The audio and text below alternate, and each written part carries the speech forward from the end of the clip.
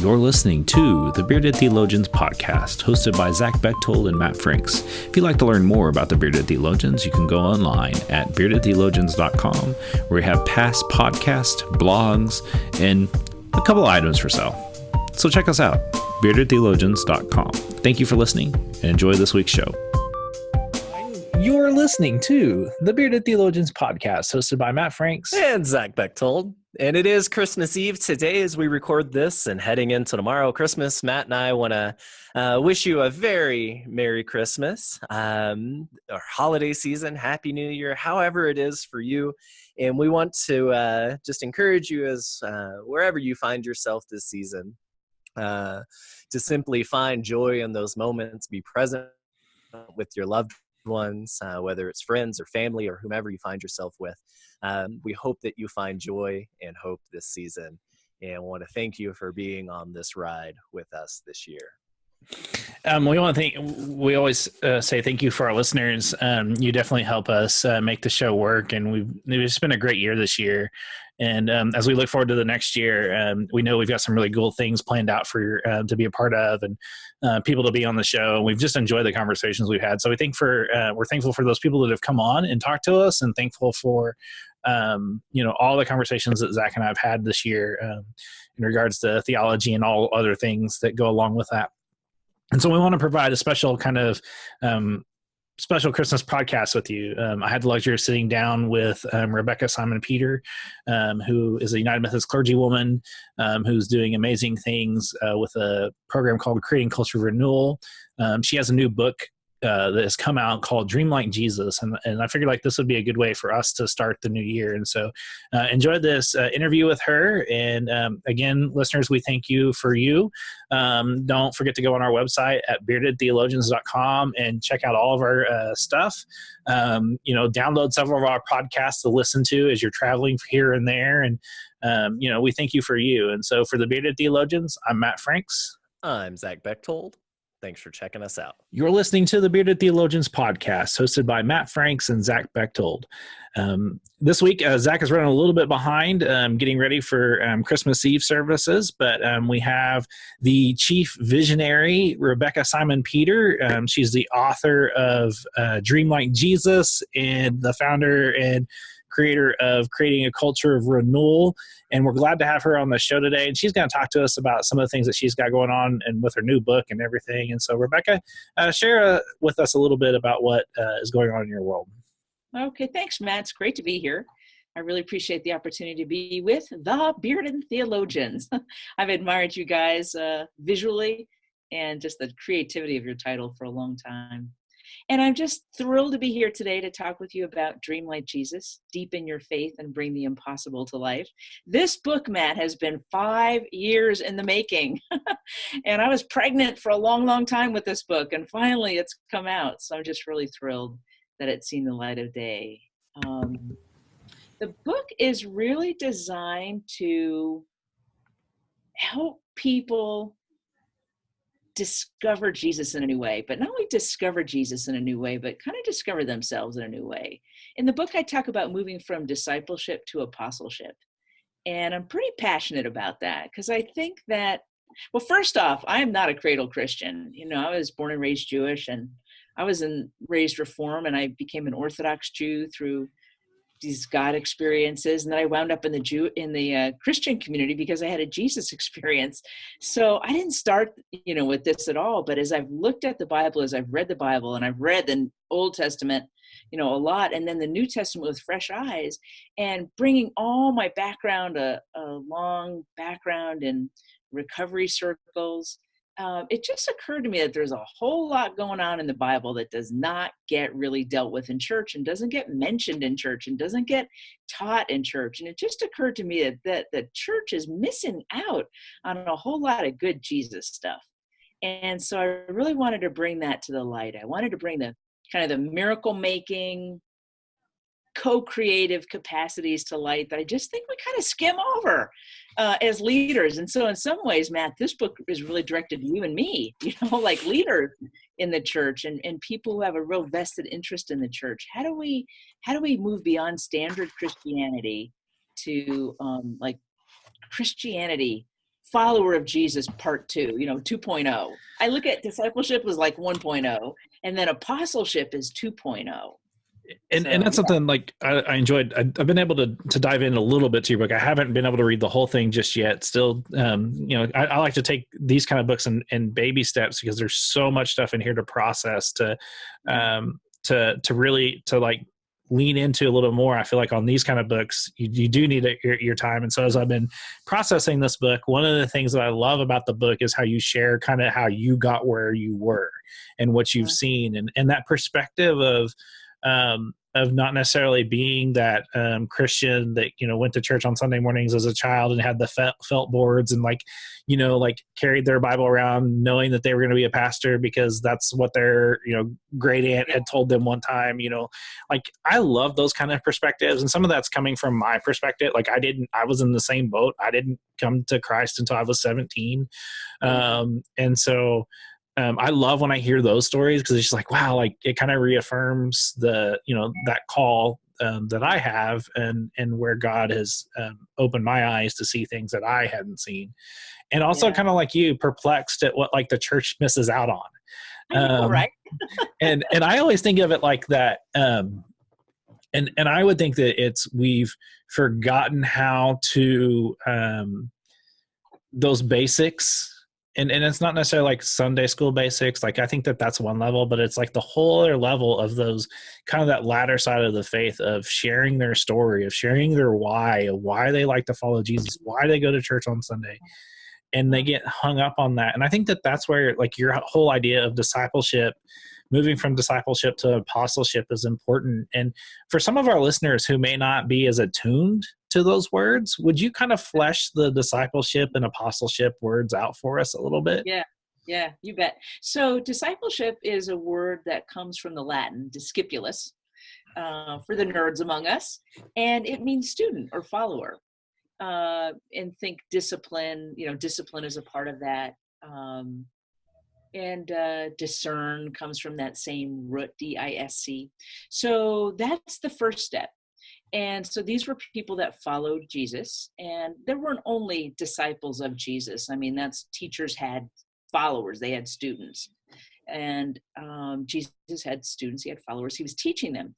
But this is such an important but, Matt, he was teaching them not just for the sake of always following Jesus, like baby ducks behind a mom, but so that they would be able to function as apostles, because he calls them apostles first, and then, but their first step in apostleship is to be disciples. Now, the word apostle comes from the Greek. Sounds like it's the same as Latin because it's got that PLE at the end, but it's not. It's from apostolos, and in one of the forms of that verb means those who are being sent. Apostomenos, I think. I don't know. I don't quite remember my seminary Greek, but those who are being sent. So the first step is following. And they followed Jesus very closely. They traveled with him. They watched what he ate. They watched how he talked to people. They watched how he prayed. They sort of listened on his relationship with God. But then they did all that in order to be sent. So they were sent forth. And they were sent not just, here, you're out of the nest, go.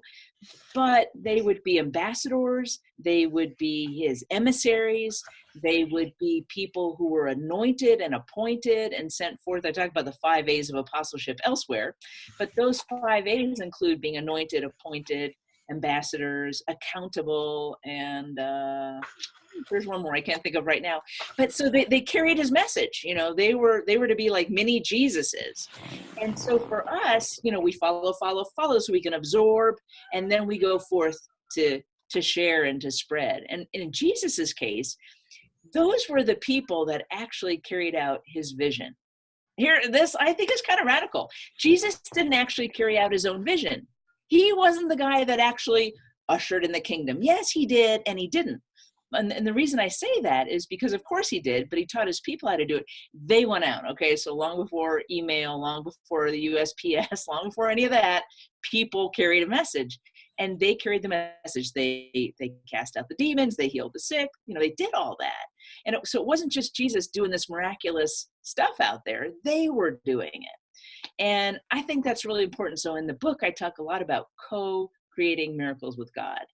And that's what I mean. When we step into this phase 2 of being a friend of Jesus, of being a carrier of the kingdom, a proclaimer of peace, we are ones that co-create miracles with God. And I just think that's awesome. And I think we don't talk about that enough, you know? Well, and it seems like for me, it was after the last retreat that you and I had together, because I'm a part of your creating culture renewal. And there was something about it when I came back and I was looking at it with my associate pastor, and I was like, okay, so I'm done making disciples. We got to make apostles. Like Amen, the disciples part, like anybody can do. Like anybody can. I really do believe that the church does a really good job of getting people to follow.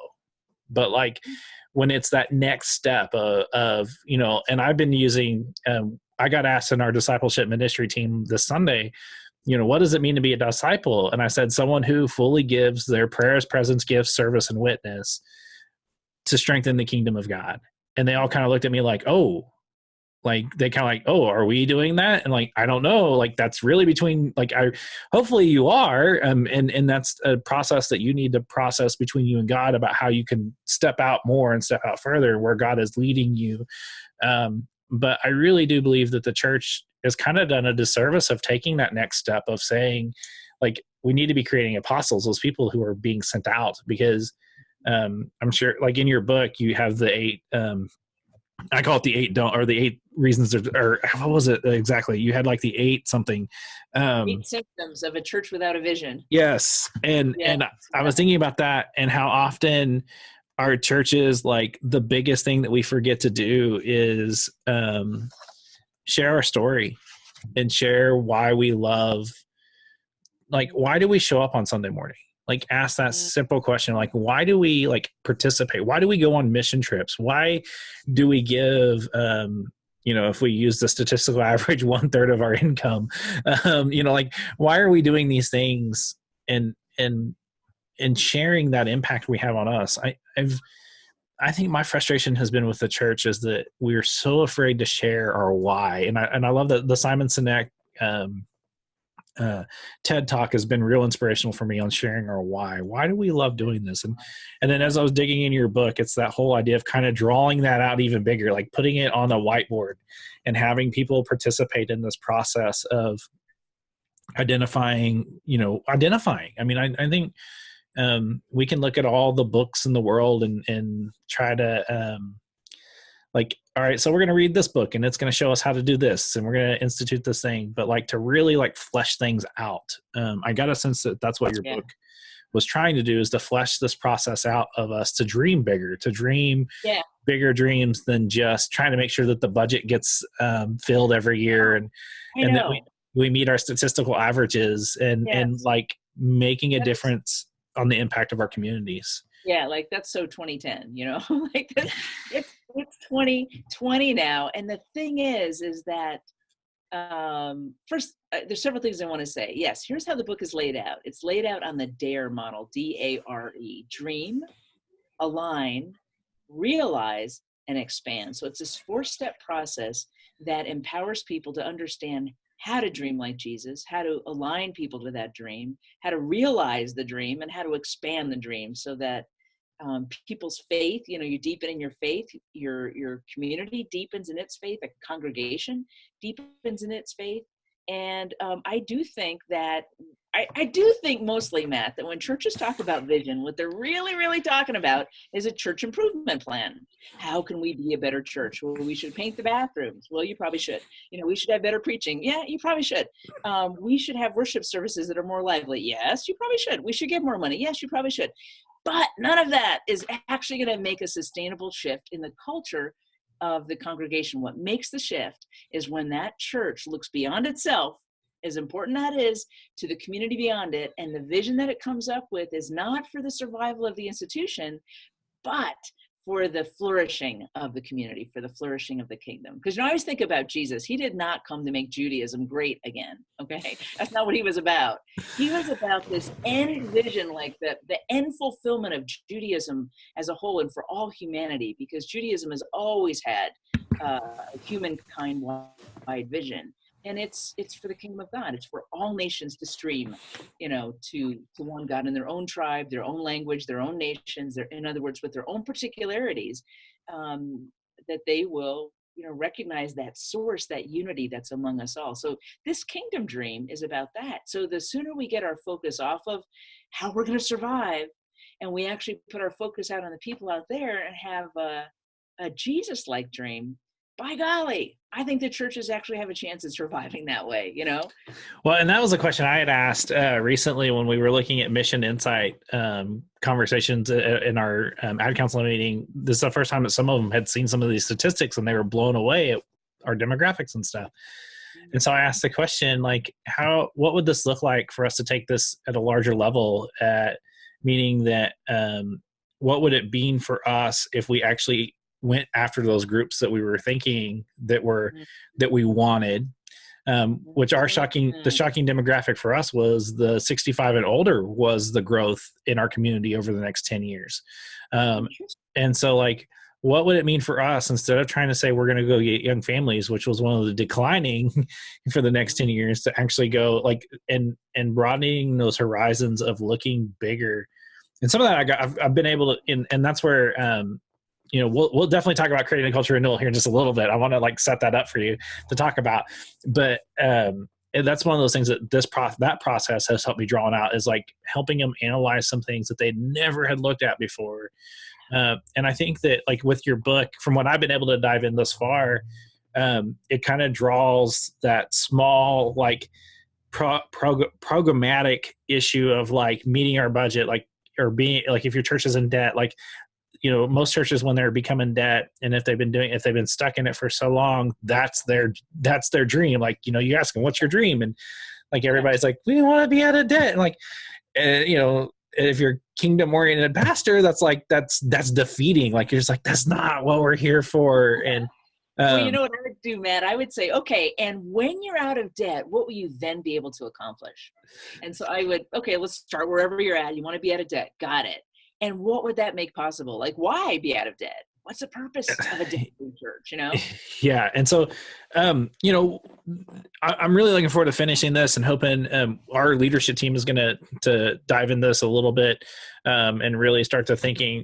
I'm hoping to draw us out to dream bigger, mostly because I felt like we've been dreaming too small and needed something to be a spark for that, a catalyst. And what a better way to have something that points us towards Jesus. I mean, I think that's important. I think far too often we go to these conferences and these books and like, did anybody talk about Jesus today? These things, and you're kind of like, we talked about how to build the church, and it's like, but that's not why we're here. Like, we're here to further the mission of Jesus, not just like have a nice building and all those other things that go along with church.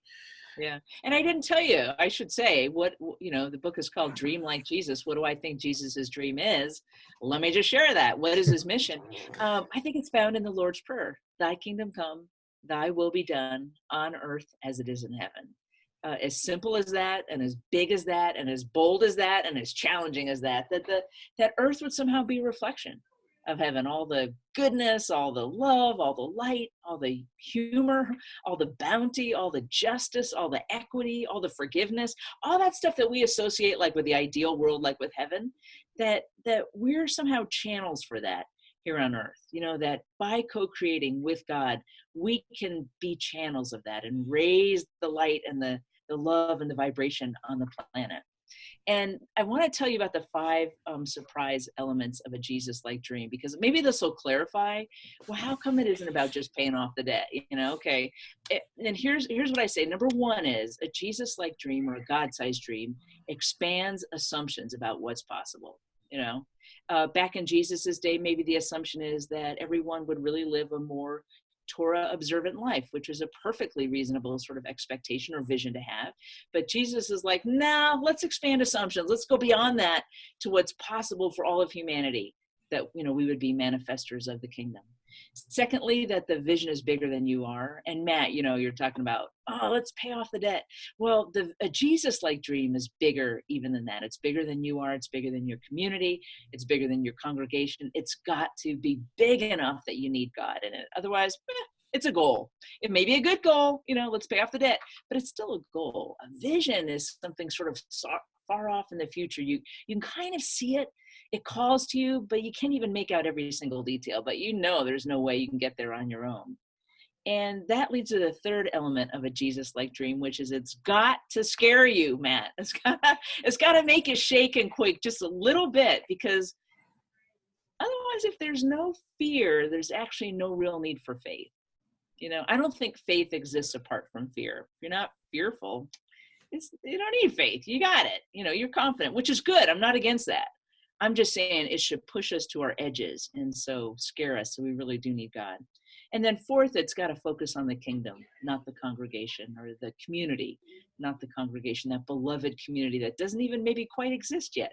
But how do you create that? And then fifth, it inspires and it unifies.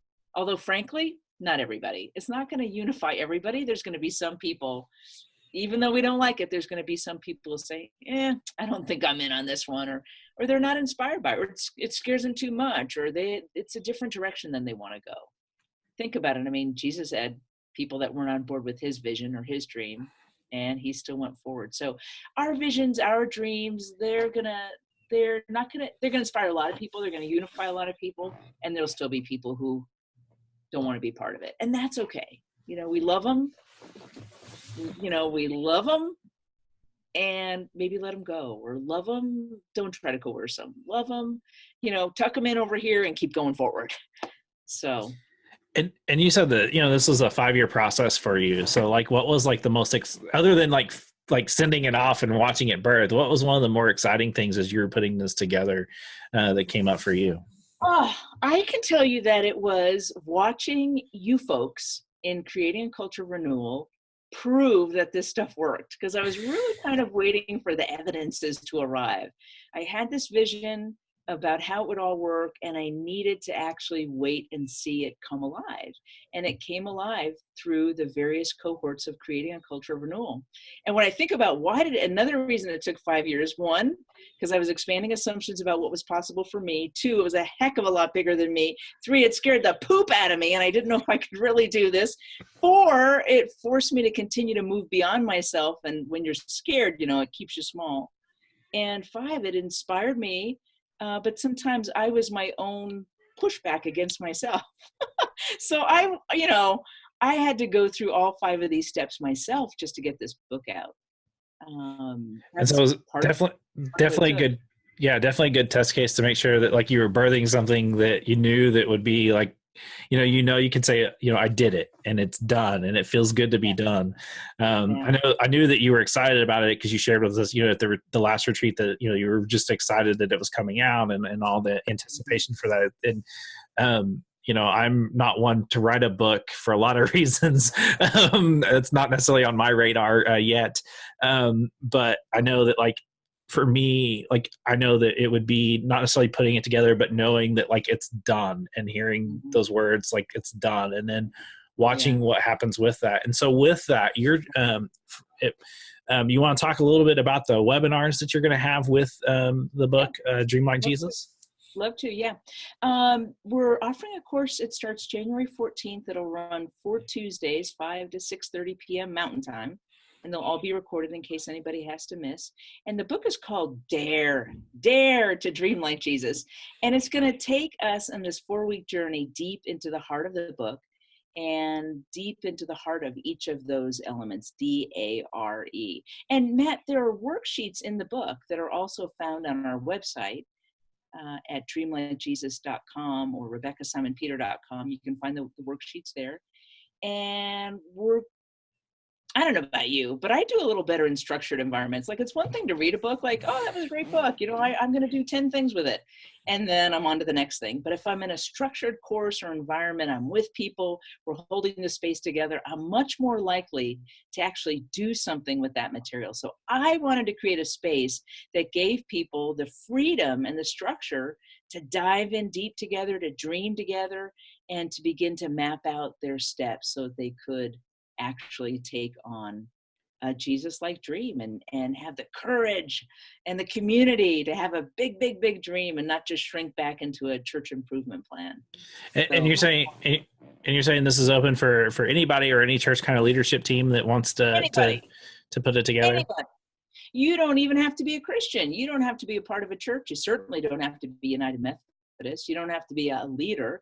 You could just be interested in how to dream like Jesus. And there's a link for registration on the course. We're offering registration two ways. One, individually, and it's $179 per person. You get a free copy of the book. We'll send it out to you with my signature. And the other way is if you get 10 people, then it's you only pay for 5. So we're actually trying to have, groups of people come on and be a part of it. And so there's a special link for that. We can make that available on your website or send people to our website for that. Yeah, we'll definitely have a link on our website for the book, and then also like all the stuff that you do. So that way our listeners, if this is new to them, or maybe they've kind of heard about you through whatever entity that may happen, that they can find a way to connect with you and be a part of either, just getting the book, or, being a part of the webinar, or even looking at some of the other things that you offer. And we'll talk a little bit more about that here in just a little bit. And so the two are connected, the Dream Like Jesus workshop and the book. And so it'll be one of those things that churches and anybody can really just pull if they want to go deeper, if they want to take that next step, if they want to move towards being more of an apostle. This would definitely be a track for them, right? Yes, absolutely. Yeah, if you just want to even just dare a little bit more than you've been daring. Maybe you're not even sure about being an apostle. Maybe you're not even sure about being a disciple. You just want to dive in a little bit more of essential Jesus message. This would be a great course for you. And so, as we kind of transition from one thing to the next, I don't want to leave the book. Is there anything else about the book that you want to share that you feel like maybe we've missed, or something that you would like to lift up, so it might entice people more to dive in more to look at the book? I tell a lot of my own story in the preface, and I tell, how I came to even have this Jesus experience and why I wrote the book. And I was a pastor for over 10 years, 11 and a half years, and I loved it and I hated it. And what I hated was I didn't hate ministry. I hated not really knowing how to motivate people to have these big dreams. And part of my journey, I've been in the ministry for the better part of 25 years now, was to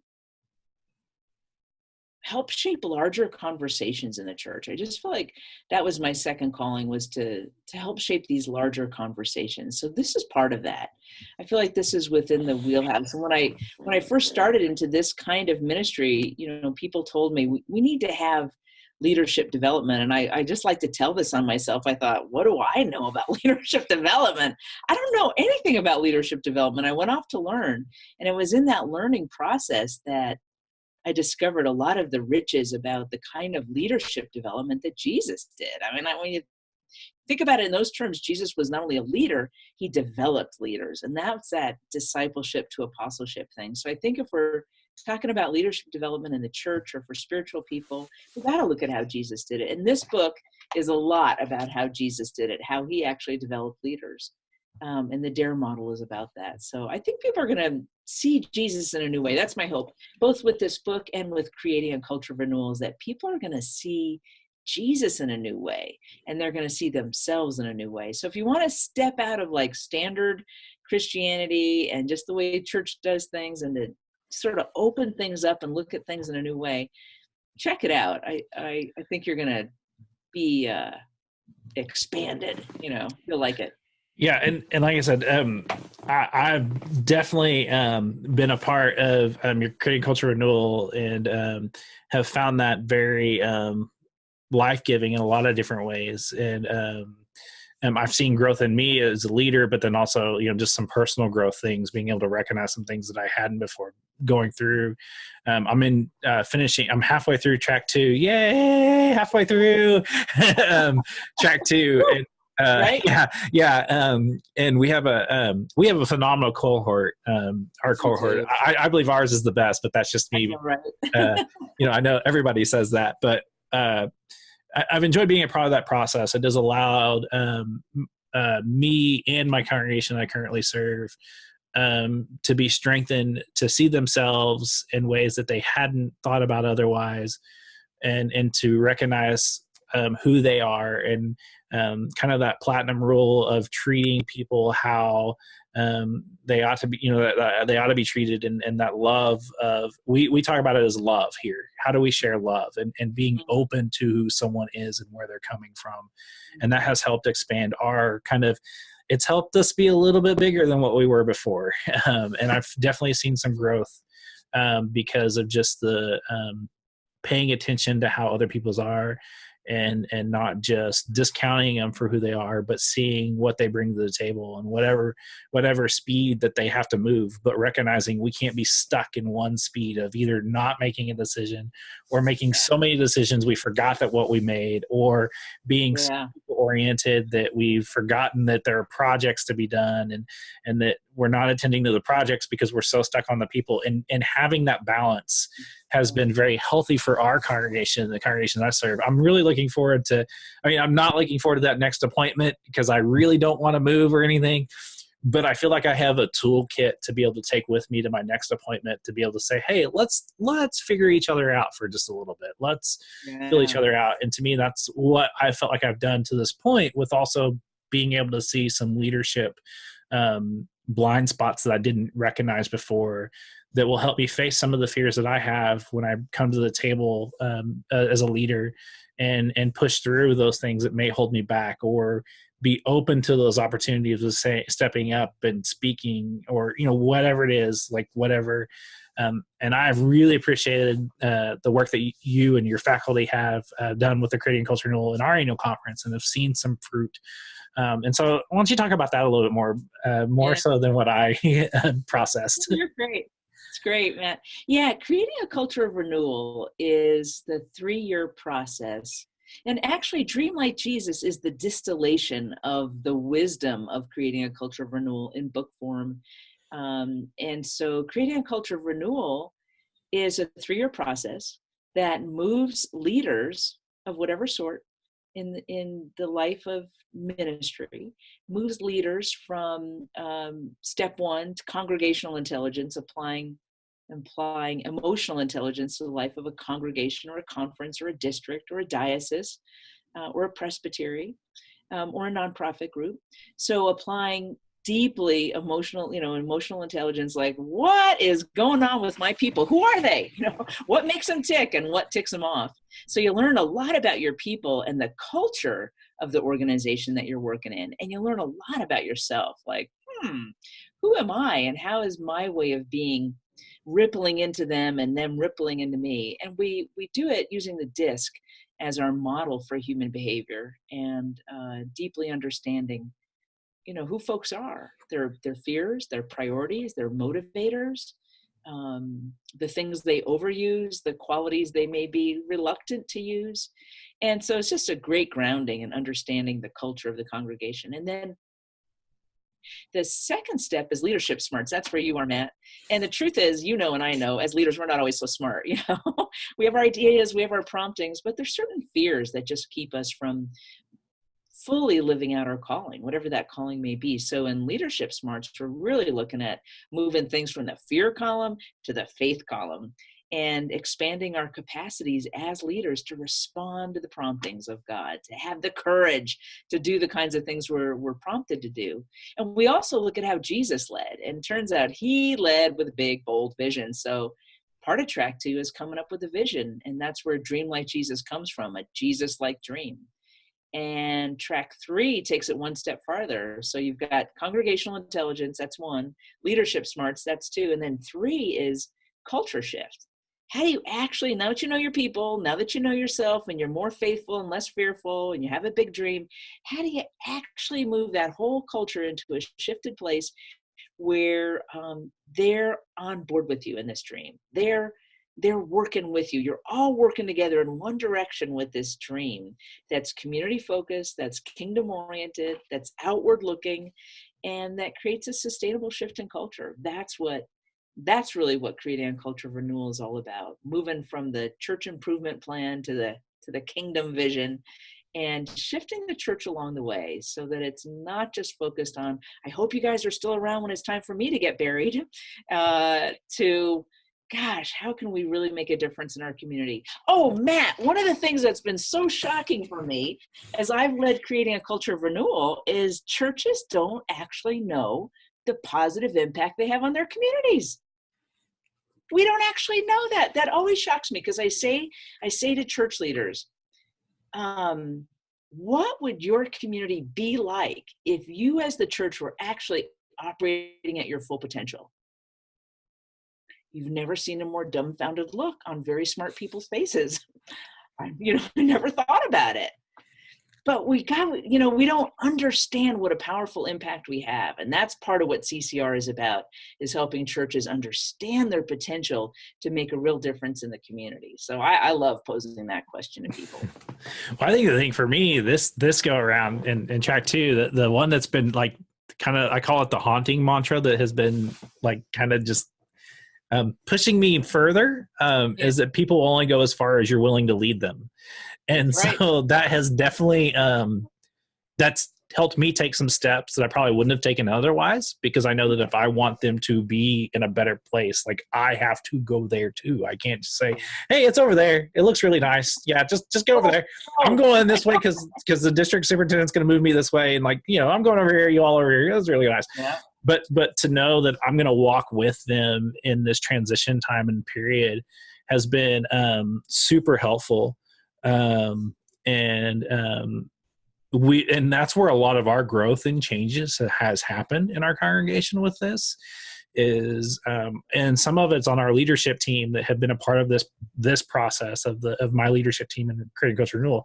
They have started seeing things and applying things that they've seen, whether it's through looking at their disc profile, like saying, oh, so this is why I do things. And this is why people get upset with me. And being aware of who we are and how we lead, and then getting over those barriers that get in our way of who we are. It's not that they're bad things. It's just like, sometimes, we protect ourselves too much because we like our safe and comfortable place. But we know that in order for our people to take those next steps, we have to go out on a limb. And it's fun it's been fun to watch our people, like watch my people be able to take those steps and do things that we never had imagined before. We just finished up, before I came on with you, we did a reverse Advent calendar this year, and I had no clue how it was going to go. This was new to them. It was new to me. And I just said, all right, we're going to do this. And we made sure, like, one of the things I was adamant about is that we talked to each style, so that way we could make sure that each style felt like that they could buy into this. And we had more food more stuff that we had asked for than I had ever imagined. I just expected one little section of our kneeling rail. Like, if we could get one little section of our kneeling rail to be done, I'd be happy. Like, I'd be like, yay, we did it. We can do better next year. But our whole kneeling rail from one end to the other was completely filled with items. And people were bringing in items today because they knew that we were getting things ready to take tomorrow for Christmas Eve for various organizations.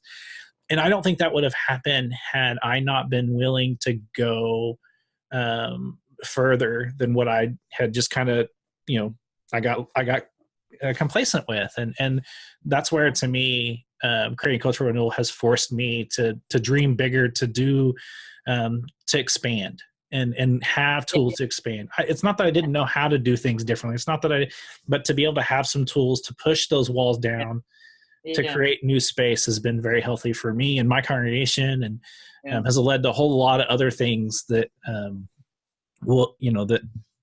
just to get to later. But Matt, I think one of the things that creating a culture of renewal does best is it gives you as the leader permission to try new stuff. It gives you permission to branch out. It gives you permission to do stuff you're scared about, in part because one of the things you do in track 2 is you take a leadership profile that gives you input from your people, and you find out exactly from them what they'd like more of from you. And that can be so freeing to know, oh, they want me to be bolder. Oh, they want me to stretch the boundaries.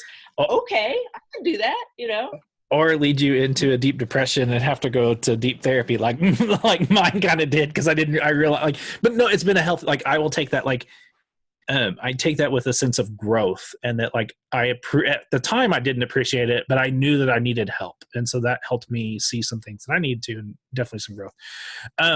But I think, I've enjoyed being a part of this process, and I know Zach did too. Zach had some changes in his life that have kind of hampered his part of it, but I've kind of, Zach, if you ever get any money or time, like definitely, like you need to go jump back on track too and start back, because I think he could. But and he sends his apologies. Zach today had they were trying to do, you know how it is, you try to do a Christmas Eve rehearsal and you get everybody together, and then everybody, it just kind of pushes things. You know, you plan for an hour, but it ends up being 2, and that's why Zach's unable to be with us today. And so, Rebekah, I give you thanks for your time. I want to honor your time. I know you have a lot on your plate in this season, and we're so thankful for you. Zach and I are definitely big fans of what you're trying to do for the kingdom of God. And, we'll have all the information to all your links to your book, to, the webinars, to everything, Creating Cultural Renewal. We'll have that up on the Bearded Theologians website.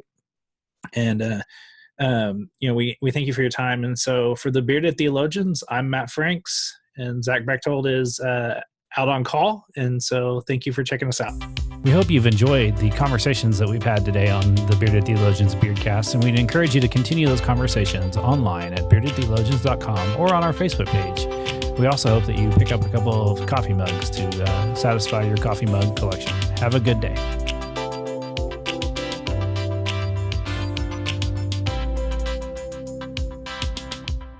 Merry Christmas.